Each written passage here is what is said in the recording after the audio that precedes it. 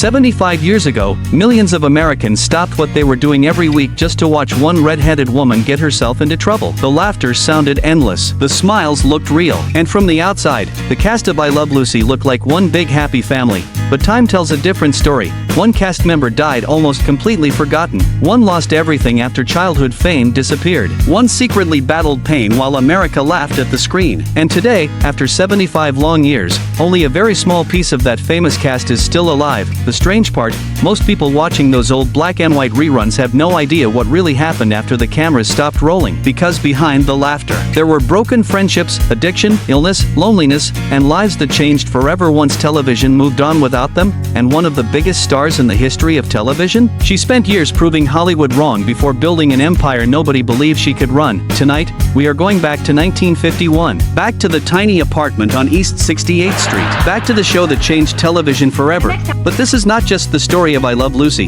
This is the story of what happened after the applause faded, who found happiness, who died too soon, and after 75 years. Is anyone from the cast still alive today? Some of these endings are inspiring. But before moving forward, don't forget to subscribe for more videos like these. Before she became the face that made America laugh every Monday night, Lucille Ball was just a quiet girl from Jamestown, New York. During her early career, she lost multiple opportunities, including being let go from a rehearsal for the road company of Rio Rita before the tour even began. She lost her father at 3 years old. Then at 15, a serious illness took her. She later battled rheumatic fever and rheumatoid arthritis. Doctors were not sure she would ever fully recover. But she did, and she never stopped. Lucille Ball made her first uncredited film appearance in the 1933 comedy Roman Scandals at the age of 22. She later secured her first officially credited movie role in the 1936 film Chatterbox. Hollywood doubted her for years, called too different, not star material. But when I Love Lucy arrived, she proved herself. Lucille Ball was a towering figure in comedy and television,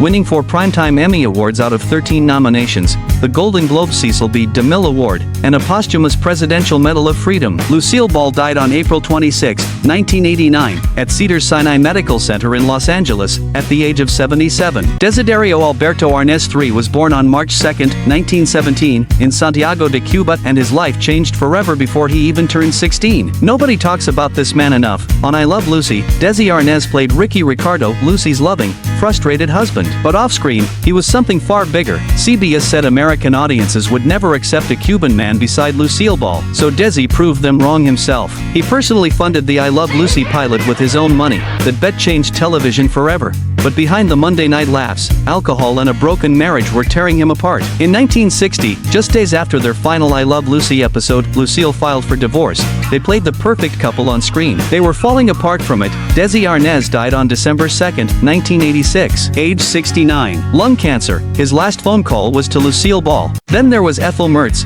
Vivian Vance brought Lucy's best friend to life every single week. But off-screen, the producers forced her to stay overweight so she would never outshine Lucille Ball. She smiled on camera. She was hurting off it. Vivian Vance died August 17, 1979, age 70. Then came Fred Mertz. William Frawley played Ethel's grumpy husband every Monday night. But off-screen, he was a severe alcoholic. Studios refused to hire him until Lucille Ball personally vouched for him. She saved his career. William Frawley died on March 3, 1966, age 79. Heart attack, alone on a Hollywood sidewalk. Then there was Gale Gordon. He played the perfect authority figure on I Love Lucy. But off-screen, he was the warmest man in Hollywood. Lucille Ball trusted him so deeply that she cast him in every show she ever made, not just an actor. Her lifelong anchor, Gale Gordon, died due to cancer on June 30, 1995, at the age of 89.